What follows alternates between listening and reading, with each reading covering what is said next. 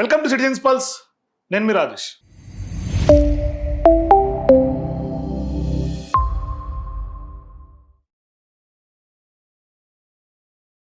రేవంత్ రెడ్డి గారు రైతు ఆశీర్వాద సభ అని చెప్పేసి ఉమ్మడి ఖమ్మం జిల్లా మదిరలో పెట్టిండు. సో నిన్న మనం అందరం చూసాం ఆ సభ. ఎంత ఫ్రస్ట్రేషన్లో మాట్లాడిండంటే ఊగిపోయిండు, అరిచిండు, కోపంతో పెద్ద ఎత్తున ఫ్రస్ట్రేషన్ ఫీల్ అయిండేమో అని అనిపించినట్టుగానే మాట్లాడిండు.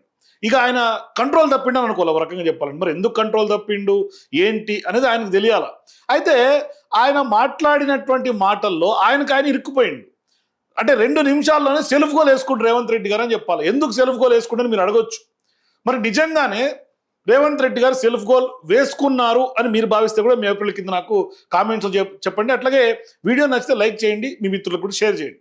ఇక్కడ రేవంత్ రెడ్డి గారు ఎందుకు 2 నిమిషాల్లో దొరికిపోయినారంటే, ఆయన కేటీఆర్ గారు వర్కింగ్ ప్రెసిడెంట్ బీఆర్ఎస్ పార్టీకి సంబంధించినటువంటి ఆయన సహజంగానే వాళ్ళకి సంబంధించిన లీడర్ల మీటింగ్లో ఆయన ఒక మాట మాట్లాడి, రేవంత్ రెడ్డి గారి సర్వేలో కూడా బీఆర్ఎస్ పార్టీ గెలుస్తోంది, 75-78 స్థానాలు మనకు వచ్చినట్టుగా కూడా సమాచారం వచ్చింది అని కేటీఆర్ గారు ఆయన మాట్లాడాడు. సహజంగానే లీడర్స్ అన్న తర్వాత ఏ పార్టీ లీడర్ అయినా కొంత కాన్ఫిడెన్స్ ఉంటుంది. అయితే ఈయన కూడా కాన్ఫిడెన్స్ ఉంది, మేమే గెలుస్తాం, 10 ఏళ్ళు గెలుస్తాం అని చెప్తుంటాడు పదే. ఇది వాస్తవానికి ఈయన చేయించినటువంటి సర్వే కేటీఆర్ గారికి ఎట్లనే అందిందండి. వాస్తవానికి ఇది ఇంటెలిజెన్స్ సర్వే చేయించారు, సునీల్ కనుగోలు సర్వే రిపోర్ట్ వచ్చింది, రీసెంట్గా హెచ్ఎంఆర్ సర్వేను మనం కూడా చేసినాం, నిన్న ఆత్మసాక్షి సర్వే మనం ఐఐటిఎన్ చేసినటువంటి సర్వేని కూడా రిలీజ్ చేసినాం.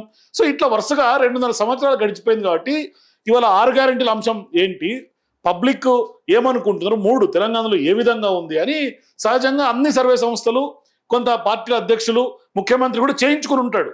ఎప్పుడైతే ఆయన సర్వే మీద కేటీఆర్ గారు రియాక్ట్ అయినరో, ఇవాళ కేటీఆర్ గారు ఎట్లా తెలిసింది అనే దాన్ని చూసుకోకుండా ఈయన ఏమంటున్నాడు, అసలు సర్వే ఎట్లా చేస్తారు, బుద్ధిలో ఉన్నాడు, అట్లా అంటే కంట్రోల్ తప్పి మాట్లాడినటువంటి పరిస్థితి. నిజంగా ఆ భాష ఎవరు మాట్లాడరు. మరి ముఖ్యమంత్రి స్థాయిలో ఉండి పదే భాష మీద సొంత పార్టీ నాయకులు కూడా మాట్లాడుతుంటే కూడా ఈయన భాష ఎక్కడ మార్చుకున్నటువంటి దాఖలాలు లేవు. కానీ ఈయనేమో సర్వేలు ఎట్లా చేసుకుంటారు, ఎట్లా వస్తాయి అని మాట్లాడతాడు.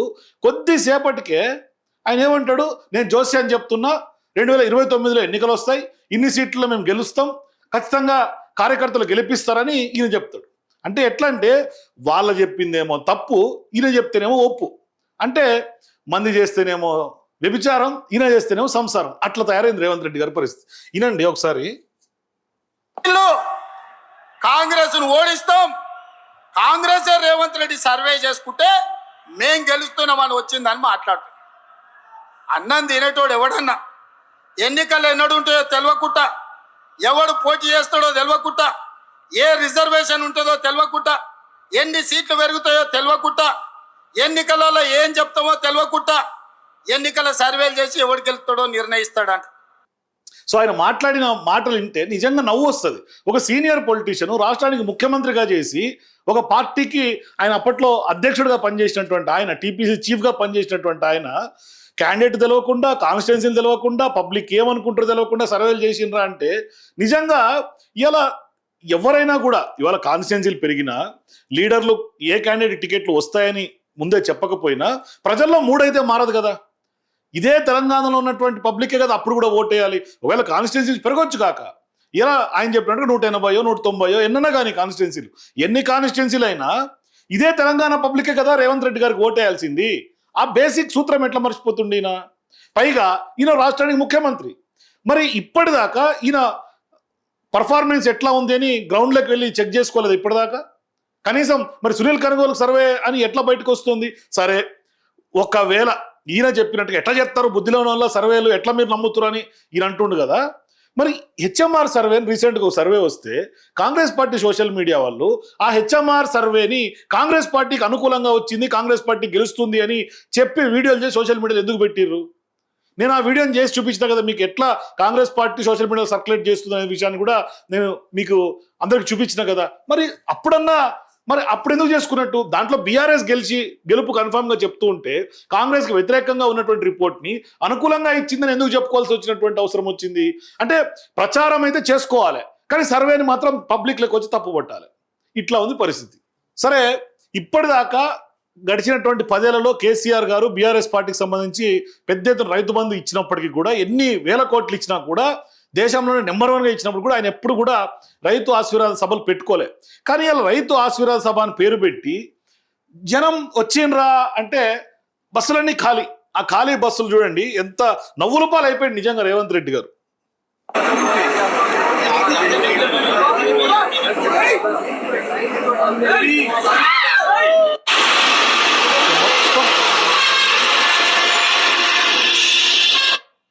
మొత్తం ఖాళీ బస్సులే, ఏ చూసినా ఖాళీ బస్సులే, అన్ని ఖాళీ బస్సులు. ఎంత ప్రభుత్వ డబ్బు వేస్ట్ అండి, ఖజానా వేస్ట్ అండి.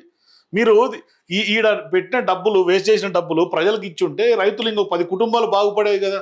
అవసరమా ఇంత ప్రజల డబ్బు పెట్టి మీ ప్రచారం కోసం, పిఆర్ స్టంట్ల కోసం, మీ పాటలు ప్లే చేయడం కోసం మహిళల్ని రైతుల్ని తరలించాల్సినటువంటి అవసరం ఎందుకు వచ్చింది? ఇది ప్రభుత్వ డబ్బు కదా. అన్ని ఖాళీ బస్సులు. ఏమన్నా పోనీ జనం వచ్చిండ్రా మీ సభ కంటే లేదు. చెప్పినటువంటి స్పీచ్ లైవ్లో మీరు అంత అరుచుకొని ఫ్రస్ట్రేషన్ ఫీల్ అయితే లైవ్లో చూసిన వాళ్ళు తప్పితే ఆడికి సభకు వచ్చినటువంటి వాళ్ళు ఎవరున్నారు? ఎవరు లేరు. అసలు మీ మాటలు ఏంటోలే లేరు. ఫస్ట్ ఆఫ్ ఆల్ మీరు ఊకే అనవసరంగా మీరు ఫ్రస్ట్రేషన్ ఫీల్ అయిపోయి ప్రతిపక్ష పార్టీలకి ఎక్కడ సీట్లు పెరుగుతాయని సర్వేలు అన్నీ చెప్తా ఉన్నాయి. సరే మీరు వాళ్ళ సర్వేలు తప్పంటారు కదా, మీరు డైరెక్ట్గా, నేను గతంలో కూడా వీడియో చెప్పిన, మీరు డైరెక్ట్గా గతంలో మీరే ఒక ఊరికో ఒక విలేజ్కో లేదంటే కనుక ఒక ఎక్కడన్నా ఒక పిహెచ్సి సెంటర్, సహజంగా కొంతమంది ఎమ్మెల్యేలు, కలెక్టర్లు, ఐపీఎస్లు సడన్ ఎంట్రీలు ఇస్తుంటారు, మారువేషంలో పోతుంటారు. మొన్న కూడా రీసెంట్గా ఒక ఆయన మారువేషంలో పోయి ఎట్లా ఉంది ఏంటి ధర్మవరంలోనే ఎక్కడో ఆంధ్రప్రదేశ్లో అట్లా జరిగినాయి. అట్లాంటి ఘటనలు చాలా జరిగినాయి. సో మీరు కూడా ఒకరోజు మారువేషంలో సెక్యూరిటీని పక్కకు పెట్టి మీ మంది మార్బలాన్ని ఎవరైతే మీ భజన పరులు ఉంటారో వాళ్ళందరినీ పక్కకు నెట్టేసి ఆల్ ఆఫ్ సడన్ నేను వెళ్ళిపోయి రైతు గెటప్లో నిజంగా మీరు అంటారు కదా పాలమూరు పిలిబిడ్డ రైతు బిడ్డ అంటారు కదా, రైతు గెటప్లో వెళ్ళిపోండి. రైతులు ఏమనుకుంటారో మీరు తెలుసుకోండి, లేదా పబ్లిక్ ఏమనుకుంటారో ఆ పబ్లిక్ మూడ్ ఏందో తెలుసుకోండి. ఇవాళ పబ్లిక్ మూడ్ తెలుసుకునేందుకు మాలాంటి జర్నలిస్టులు, ఛానల్స్ ఒకసారి జనాలు లేకపోతుంటే ఏం చెప్తారో నా మాటలతో ఇక్కడ చెప్పలేదు, ఎందుకంటే బండ బూతులు తిడుతురు కాబట్టి. ఇవాళ మీరు ఆ మూడుని మీరు పబ్లిక్ తిడుతూ ఉంటే, జనం రాకపోతా ఉంటే మీకు ఫ్రస్ట్రేషన్ కనిపిస్తూ ఉంది, మీ మాటలోనే ఫ్రస్ట్రేషన్ కనిపిస్తూ ఉంది.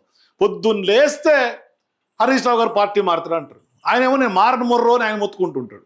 ఆయన ప్రతి ప్రెస్ మీట్లో చెప్తాడు నేను మారాను అని. ఈయన మాత్రం బీజేపీతో టచ్లో ఉన్నాడు అని చెప్తాడు.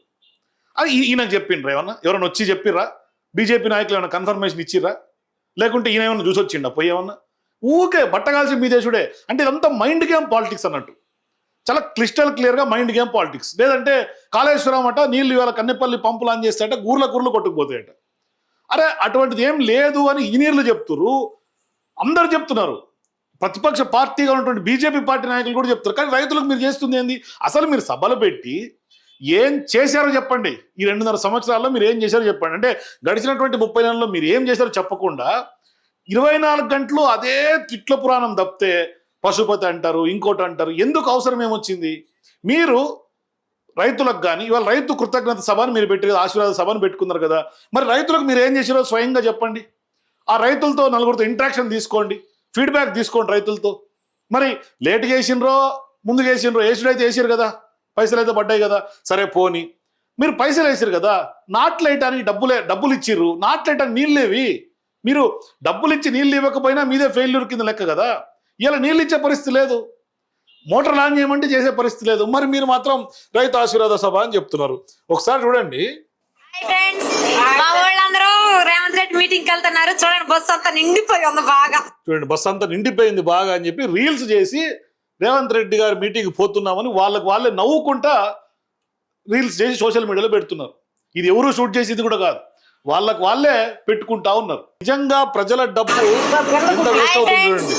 మా వాళ్ళందరూ రేవంత్ రెడ్డి మీటింగ్కి వెళ్తున్నారు, చూడండి బస్సు అంతా నిండిపోయి ఉంది బాగా. ప్రజల డబ్బు కదా, బస్సులు వేసి తీసుకుపోతారంటే తీసుకుపోక, సరే పోనీ సభలో ఏమన్నా వాలంటరీగా వచ్చిరా వీళ్ళ బస్సులు కాకుండా, అది కూడా చూడండి. ఇది సభ పరిస్థితి.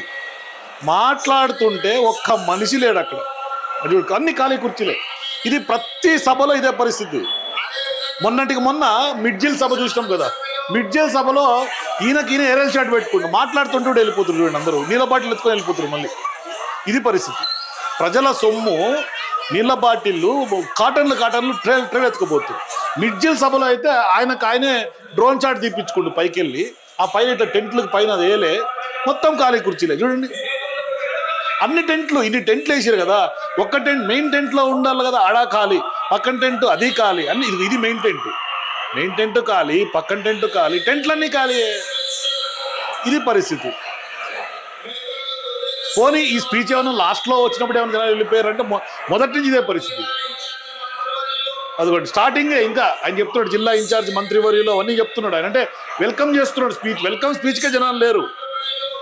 స్టార్ట్ అయిన కొద్దిసేపటికి వెళ్ళిపోయారు. ఈయన ఇంత ఫ్రస్ట్రేషన్ తోటి పొద్దుగూకుల తిట్టుడు కార్యక్రమం పెట్టుకుంటే ఏం చేసినామో ఏం చేస్తామని ప్రణాళిక లేదు, ఏం చేస్తామో చెప్పే పరిస్థితి లేదు, ఏం చేశామో చెప్పే పరిస్థితి లేదు, ఏ విధంగా ముందుకెళ్తామన్న ప్రణాళిక లేదు, రైతులకు హామీ లేదు, భరోసా లేదు. ఎక్కడ ఇంకే రైతు మీకు ఆశీర్వాదం చేస్తాడు, ఏ రైతు మీకు కృతజ్ఞత చెప్పాలి మీరు? ఇట్లా ఉంది పరిస్థితి.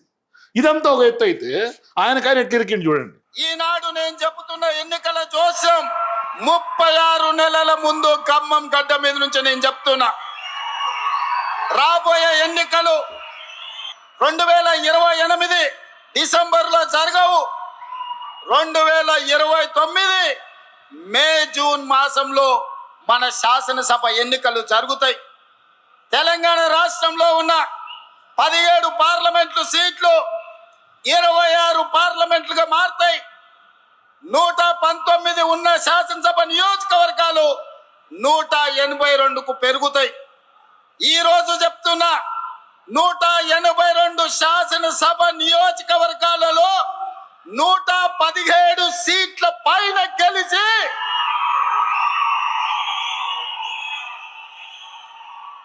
117 మీడియా మిత్రులారా రాసుకోండి, 117 అంటే 117 శాసన సభ్యులను గెలిపించుకొని రెండవసారి తెలంగాణ రాష్ట్రంలో ప్రజాపాలనను కాంగ్రెస్ ప్రభుత్వాన్ని గెలిపిస్తాం.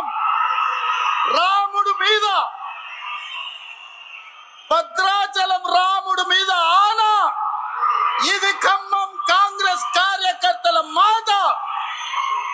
కాసుకో చంద్రశేఖర్ రావు, నువ్వు, నీ కొడుకు, నీ అల్లుడు, నీ బిడ్డ, నీ చుట్టాలు, నీ భజన పరులు, నీ ఒప్పందాలు, నీ దొంగ సర్వేలు చేసే దొంగ ఏజెన్సీలతో సహా గుర్తు పెట్టుకోండి ఈ తారీఖు. వీళ్ళు కాంగ్రెస్ ను ఓడిస్తాం, కాంగ్రెస్ రేవంత్ రెడ్డి సర్వే చేసుకుంటే మేం గెలుస్తున్నామని వచ్చిందని మాట్లాడుతున్నాం. అన్నం తినేటోడు ఎవడన్నా, ఎన్నికలు ఎన్నడు ఉంటాయో తెలియకుండా, ఎవడు పోటీ చేస్తాడో తెలియకుండా, ఏ రిజర్వేషన్ ఉంటుందో తెలియకుండా, ఎన్ని సీట్లు పెరుగుతాయో తెలియకుండా, ఎన్నికలలో ఏం చెప్తామో తెలియకుండా ఎన్నికల సర్వేలు చేసి ఎవడు గెలుస్తాడో నిర్ణయిస్తాడంట. ఈనాడు మరి ఈయన ఎట్లా నిర్ణయం తీసుకుంటూ 117 ఊగిపోయిండు ఫ్రస్ట్రేషన్లో. అంటే సర్వేల్లో పాజిటివ్ లేదు, జనాల్లో పాజిటివ్ వస్తలేదు, మొత్తం మూడంతా నెగిటివ్ మూడ్ వస్తుంది ప్రజల్లో. ఎవరు ప్రజల్లో శబాష్ అంటలేరు, ప్రతి ఒక్కళ్ళు బండబూతులు తిడుతున్నారు, పాలన బాలేదు, చేయడానికి చేతిలో చిల్లి గవ్వలేదు. ఆ ఫ్రస్ట్రేషన్ కనిపిస్తుంది. మాట్లాడుతుంటే జనాలు ఉండలేరు, ఉండమని చెప్పలేడు జనాలకి. పోనీ బస్సులు పెట్టి తీసుకొద్దామంటే బస్సులో రాలేదు. ఇట్లా ఉంది పరిస్థితి. మరి ఫ్రస్ట్రేషన్తో ఊగిపోయింది ఆయన. సరే, ఇప్పుడు మీరు 119 కాన్స్టిట్యున్సీస్లో మీరు గెలిచింది ఎన్ని సీట్లు? కాంగ్రెస్ పార్టీ 2023లో 64 సీట్లు గెలిచారు. మరి బోటాబోటీ కానీ దాటిరు కదా, మీరేమంత హ్యూజ్ మెజారిటీ ఏం రాలే కదా, భారీ స్థాయిలో మెజారిటీ. ఇప్పుడు గతంలో కేసీఆర్ గారు మొత్తం పార్లమెంట్ ఎన్ని కొట్టిండు అందరికీ తెలుసు. 100 సీట్లు టార్గెట్ పెట్టుకుంటే మ్యాక్సిమం సీట్లు ఆయన కొట్టిండు. మరి మీరు ఎన్ని సీట్లు గెలిచారు? 64 సీట్లు గెలిచారు. బోటాబోటీ వచ్చి ప్రజల్లో ఇంత మేర తిరుగుబాటు, ఇంత మేర వ్యతిరేకత, ప్రతి సర్వేలో కూడా మీకు పాజిటివ్ ఫీడ్బ్యాక్ లేనప్పుడు, ఆఖరికి మీరు చేసిన సర్వేల్లో కూడా పాజిటివ్ లేదు, అక్కడ ఇంటెలిజెన్స్ రిపోర్ట్లు పాజిటివ్గా లేవు, సునీల్ కనుగోలు చేసిన మీ సొంత స్ట్రాటజిస్ట్, ఎన్నికల స్ట్రాటజిస్ట్ చేసినటువంటి సర్వేలు పాజిటివ్గా లేవు. అందుకే ఫ్రస్ట్రేషన్ కనిపిస్తూ ఉంది ఇవాళ, క్రిస్టల్ క్లియర్గా ఫ్రస్ట్రేషన్ కనిపిస్తూ ఉంది ఇవాళ. మరి 117 ఎట్లా గెలుస్తారు అంటే ఇది సహజంగా అందరూ పొలిటీషియన్స్, అందరూ పార్టీల అధినేతలకు ఉన్నటువంటి కాన్ఫిడెన్స్ గానే దీన్ని చూడాలా, లేదంటే మీ కాన్ఫిడెన్స్ ఓవర్ కాన్ఫిడెన్సా? మొలవనే మొలవదన్నారు. అట్లాంటి ఒక రాష్ట్రాన్ని మొలిపించిన నాయకుడు కేసీఆర్. ఆయనను ఈ అంగుష్ట మాత్రుడు, ఆయనకు హైట్ ఒకటే తక్కువ అనుకున్నా, బుర్ర కూడా తక్కువ అని ఈ మధ్యనే తెలిసింది. అందుకే అనేది మాట్లాడేటప్పుడు ఒళ్ళు దగ్గర పెట్టుకొని మాట్లాడాలి. మీ రాహుల్ గాంధీ గారు వరుసగా 2014 నుంచి ఇప్పటిదాకా 3 ఎలక్షన్లు ఓడిపోయింది. అయితే ఖతం అయిపోయిందా కాంగ్రెస్? ఉంటుంది కదా, అడుగో బొడుగో ఆడినవి ఉంటుంది. అట్లాంటిది ఇంత పవర్ఫుల్ పార్టీ, రాష్ట్రం తెచ్చిన పార్టీ, అంత పవర్ఫుల్ నాయకుడు ఒక్క ఎలక్షన్లో మీ అన్ని అబద్ధపు మాటలు చెప్పి ప్రజలను గోల్మాల్ చేసి దొంగ ఓట్లతో గెలిచినావు నువ్వు. నీకే ఇంతుంటే తెలంగాణ ప్రజల మీదకి తుపాకీ తీసుకుపోయిన నీకే ఇంతుంటే, తెలంగాణ ప్రజల మీదకి తుపాకీ తీసుకుపోయిన నీకే ఇంతుంటే, తెలంగాణ తెచ్చిన మాకెంత ఉండాలని పెట్టుమని. అంత సిపాయి అయితే మొలకెత్తని అని అంటుండు కదా, పెట్టుమని. రాష్ట్రంలో ఎలక్షన్లు పెట్టుమని. ఉప ఎన్నికలు పెడతాడా, జిల్లా పరిషత్ పెడతాడా, లేకపోతే మొత్తం శాసనసభ రద్దు చేసి అసెంబ్లీకి పోతాడా, పొమ్మని చూస్తా. ఎందుకంటే ఆయనకు తెలుసు, ఆయన సర్వేనే చెప్తున్నది. ఇప్పుడు మిడ్ టర్మ్ అయిపోయింది బ్రదర్, మొత్తం 2.5 ఏళ్ళు అయిపోయింది. లాస్ట్ ఇయర్ ఎట్లాగో ఎలక్షనే, మిగిలింది 18 నెలలు. ఈ 18 నెలలు ఏం చేయొచ్చు అని చెప్పి ఆయన సర్వే చేయించుకున్నాడు. ఆయన ఒక్కడే చేయలేదు, ఇంకో 3 సర్వేలు, మొత్తం 4 సర్వేలు వచ్చినాయి బయటికి. 4 సర్వేలు గంటా పదంగా చెప్తున్నాయి. రేవంత్ రెడ్డి సర్వే కూడా స్వయంగా చెప్పింది 78 సీట్లతో బీఆర్ఎస్ అధికారంలోకి రాబోతుందని రేవంత్ రెడ్డి చెప్పి సర్వే చేయించుకుంటే అందులో కూడా వచ్చింది. అంతేందుకే మీ వాళ్ళు కూడా చేసిండట, అది కూడా తెలుసుకో. నీ పేరు వద్దులే కానీ మీ వాళ్ళు, మీ ఛానల్ పేరు చెప్తే మళ్ళీ అదో రపరప. ఇవాళ రేపు సహజంగా కూడా 35-40% వస్తే ఎన్నికలు గెలుస్తున్నారు అందరూ కూడా. మీకేం కొత్త ఏం కాదు. కానీ మీరు అంత స్థాయిలో ఇవాళ ఫ్రస్ట్రేషన్కి ఎందుకు పడుతున్నారో అర్థం కానిటువంటి పరిస్థితి. అంత భారీ స్థాయిలో ఫ్రస్ట్రేషన్. 117 స్థానాలు రాసి పెట్టుకోవాలట, డేట్లు రాసుకు పెట్టుకోవాలట. అంటే ఏమన్నా బీజేపీతో ఏమన్నా లోపాయికారి ఒప్పందం ఏమన్నా ఉంది కాబట్టి మీరు అంత కాన్ఫిడెన్స్గా మాట్లాడుతురా? 117 అని మీరు అంత స్పెసిఫిక్ సీట్లు ఎట్లా చెప్పగలుగుతున్నారు? మీరు గెలిచే సీట్ ఎట్లా చెప్పగలుగుతారు? అంటే ఇతర పార్టీల వాళ్ళు, సర్వేల వాళ్ళు చెప్తుంటేనేమో తప్పు, మీరు చెప్తేనేమో ఉప్పు. అంటే ఎట్లా ఉందంటే ఇది రేవంత్ రెడ్డి వర్సెస్ రేవంత్ రెడ్డి లాగే కనిపిస్తుంది మీ స్పీచ్. జనాలు నవ్విపోతున్నారు సార్, కొంచెమన్నా మీరు ముఖ్యమంత్రి స్థానంలో ఉన్నామన్న విషయం మీరు మర్చిపోతున్నారు. సరే, ఇప్పటికైనా మేము గుర్తు చేస్తున్నాం, మీరు ముఖ్యమంత్రి స్థాయిలో ఉన్నారన్న విషయాన్ని ఒకసారి గుర్తు చేసుకొని, గుర్తు పెట్టుకొని బహిరంగ సభలో మాట్లాడండి. ఎందుకు మీరే నవ్వుల పాలైపోతారు అనవసరంగా? కాబట్టి ఖచ్చితంగా రేవంత్ రెడ్డి గారు ఎందుకు ఇంత ఫ్రస్ట్రేషన్కి గురవుతున్నాడు అంటే సర్వేల్లో వస్తున్నటువంటి ఫలితాల ఆధారితంగా ఈ ఫ్రస్ట్రేషన్, లేకుంటే జనాలు రాకపోవడంతో ఈ ఫ్రస్ట్రేషన్, ఏం జరుగుతుంది? ఎందుకు నవ్వుల పాలైపోతుంది ఆయన? మే ఏప్రిల్ కింద కామెంట్స్ చెప్పండి. For more videos please watch citizens pulse.